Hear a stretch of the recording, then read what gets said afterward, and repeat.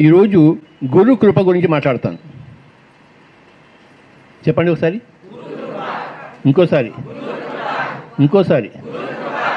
గురువు కావాలా వద్దా? గురువు దగ్గర ఏం దొరుకుతుంది? కృప.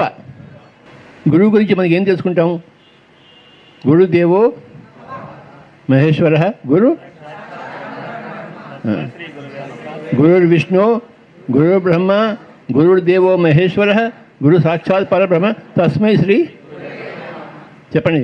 గురు విష్ణు, గురు బ్రహ్మ, గురుదేవో మహేశ్వర, గురు సాక్షాత్ పరబ్రహ్మ తస్మై శ్రీ గురవే నమః. ఈ శ్లోకం హిందువులకు అందరికీ తెలుసు. తెలియనివాడు ఎవడ ఉన్నాడా? ఈ శ్లోకం అందరికీ తెలుసు, కానీ గురువు అంటే ఎవరో తెలియదు. గురువు అంటే ఎవడో గడ్డమాడ అనుకున్నాడు. ఏమయ్యా గడ్డమాడ?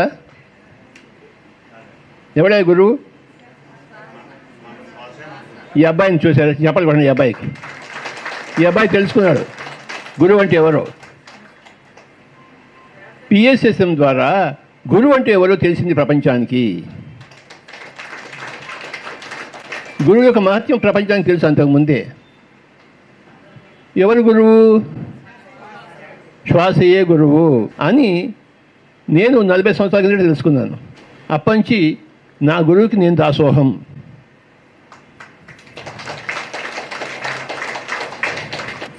నా గురువు నాకు సకలము ఇచ్చాడు. నా గురువు నాకు ఎన్ని ఇచ్చాడు చూడండి. మన పిఎస్ఎస్ఎం ఏం చెప్తుందంటే, నువ్వు గురువు దగ్గర చేరితే నో మందు, నో కత్తి, నో కోత. చేరకపోతే అంతే సంగతులు. కత్తే కత్తి, కత్తే కోత, మందే మందు, రోగమే రోగము, హాస్పిటల్. గురువు దగ్గర చేరాలి. చెప్పండి. గురు విష్ణు, గురు బ్రహ్మ, గురుదేవో మహేశ్వర, గురు సాక్షాత్ పరబ్రహ్మ తస్మై శ్రీ గురవే. ఎవరి గురువు? అది సంగతి. గురువు దగ్గర చేరితే అన్నీ వస్తాయి. నీకేమేం కావాలో అన్నీ ఇస్తున్నాడు నీ గురువు.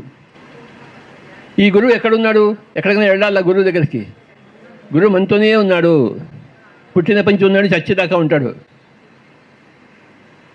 వాడిపోతే మనం కూడా పోతాడు. శిష్యుడు కూడా పోయినట్లు లెక్క గురువు పోతే.